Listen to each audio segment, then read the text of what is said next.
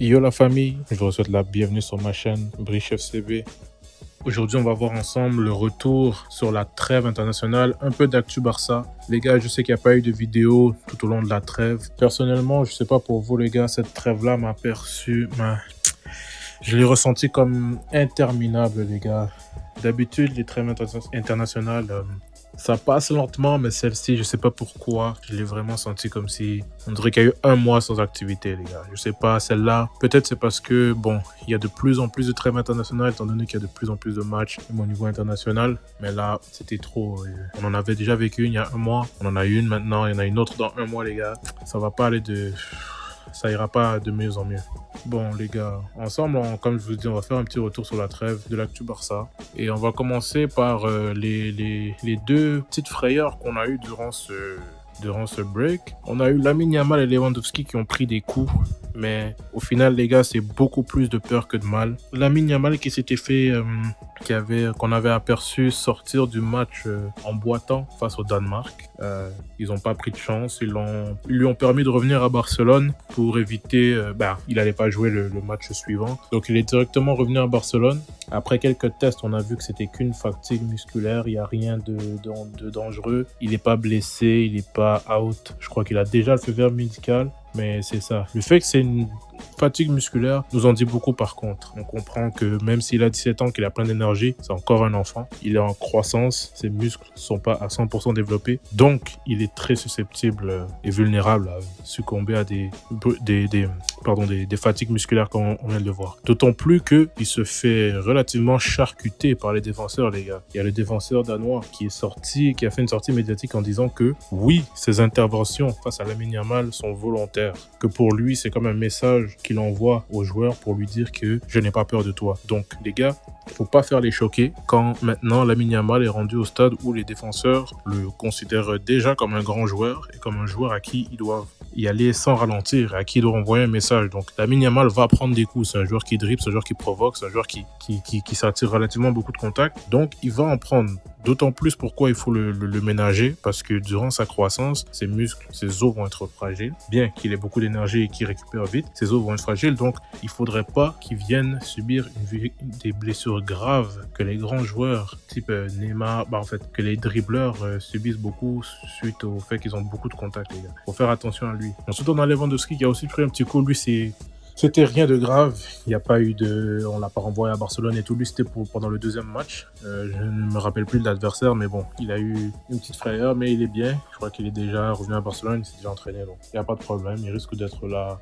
Il est pas entré dans la liste des joueurs de l'infirmerie. Donc, à part eux, les gars, il n'y a pas eu d'autres frayeurs. Les joueurs qui étaient en trêve ont relativement bien performé. Ce que j'ai été content de voir, c'était que, étant donné que Cubarsí a été appelé en équipe A et pas en équipe moins de 21, il n'a pas joué. Je ne sais pas s'il a joué, il a fait des entrées. Mais en tout cas, s'il en a fait, il n'y a que quelques minutes. Donc, il s'est relativement reposé. Il n'a pas fait de match. Il n'a pas été il n'a pas été impliqué dans des déplacements. Oui, il faisait les déplacements, mais il n'était pas sur le terrain, il s'est pas fatigué. C'est comme s'il avait fait une semaine d'entraînement à Barcelone avec les joueurs qui ont resté. C'est très bien pour lui parce qu'on va encore compter sur lui pendant longtemps. Avant les retours de Christensen et d'Araujo, il n'aura pas de repos ce gars-là. On a vu le niveau de Dominguez derrière.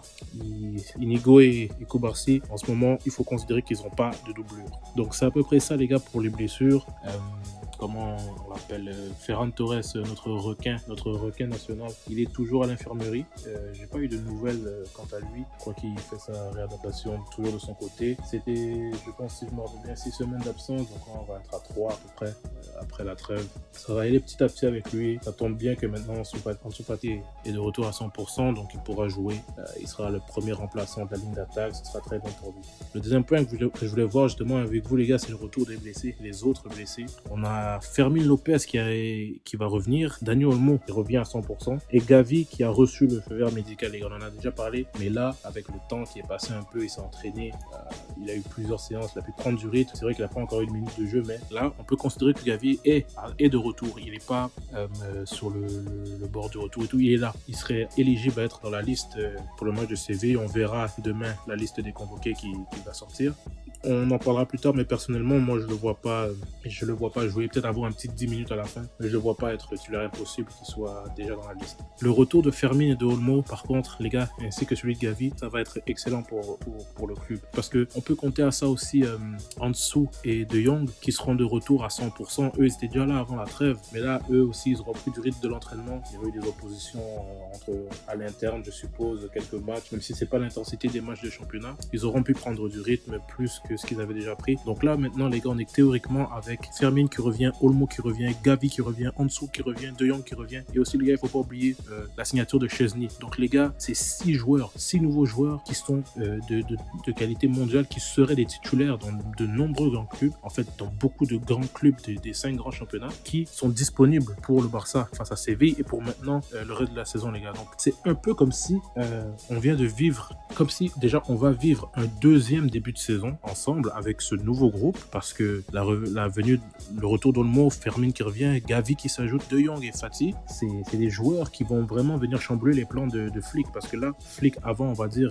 il faisait avec ce qu'il avait, il avait un 11 relativement compétitif qui ne pouvait pas trop bouger parce qu'on n'avait pas vraiment de remplaçant. Là, on a 6 joueurs qui s'ajoutent, Flick aura à prendre des décisions, qui joue pas, qui est en forme, qui est pas en forme. Donc c'est vraiment comme si on avait des recrues, les gars. Je suis curieux de voir et j'ai hâte surtout de voir comment Flick va gérer ça.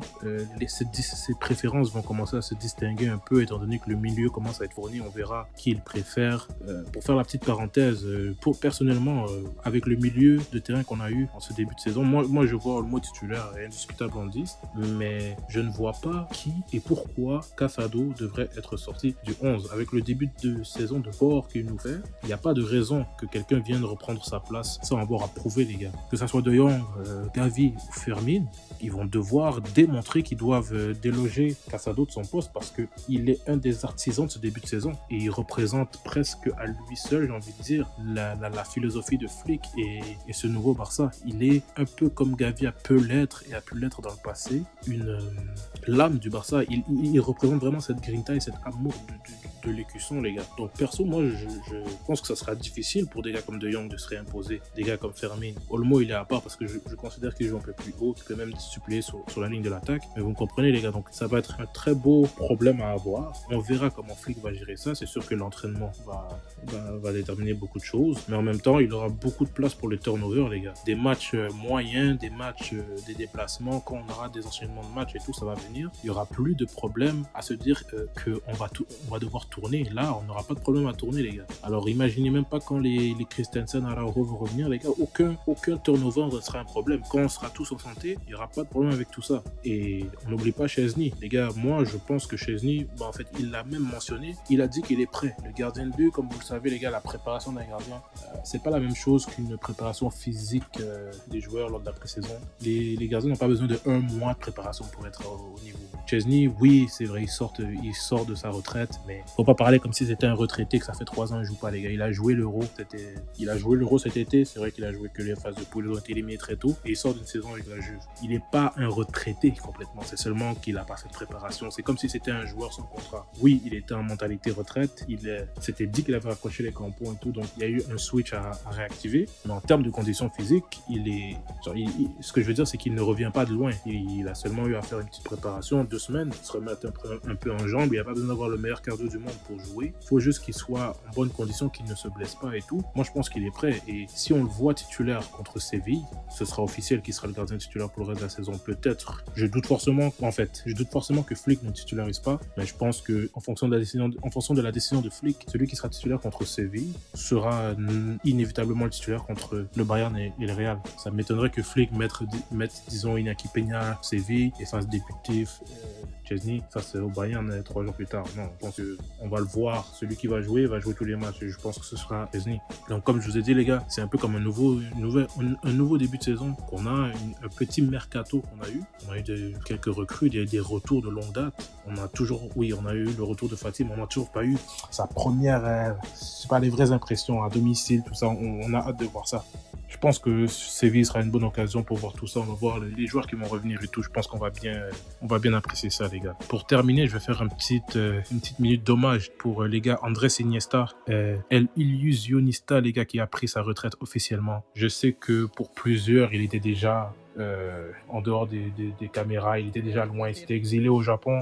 Il avait même fait un petit passage, je pense, aux Émirats Arabes Unis vers la fin. Il y avait eu des blagues sur lui, que qu'est-ce qu'il fait à jouer encore, est-ce qu'il doit de l'argent à quelqu'un et tout. Ça fait déjà depuis longtemps qu'il est plus déjà en Europe et qu'il est plus sous les feux qu'il est plus sous la lumière et tout. Mais Iniesta qui prend sa retraite, c'est quand même un milestone, les gars. C'est entre guillemets le plus grand joueur espagnol de l'histoire. Il a amené la première Coupe du Monde à l'Espagne. Tellement de beaux moments avec le Barça, des moments des moments que j'ai même pas les mots pour les décrire, les gars. C'est un joueur qui sera à jamais dans mon cœur, personnellement, pour avoir connu le grand Barça et relativement avec de vagues souvenirs les débuts d'Andrés. C'est quelqu'un qui est vraiment dans le cœur de tous les supporters, dans le cœur de tous les gens reliés au club, et on lui souhaite une bonne retraite. J'ai vu qu'il prend déjà des cours pour devenir entraîneur, les gars. Je ne veux pas commencer à m'emporter. Laissons-lui tout le temps qu'il a besoin. Je veux pas revivre une Xavi. Il faut pas qu'on détruise l'héritage des légendes du Barça encore une fois. Laissons-le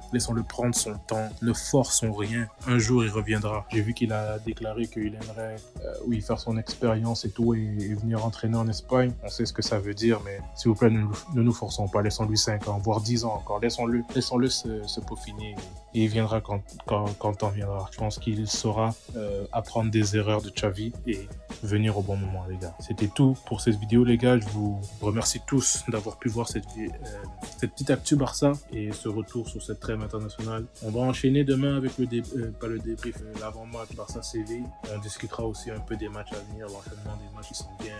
On a, mine de rien, de gros matchs. Il y a le Classico, le Bayern, et on va enchaîner avec le derby de la ville. On va affronter l'Espagnol. Donc on va voir tout ça ensemble demain, les gars. Je vous invite à vous abonner, mettre en commentaire comment est-ce que...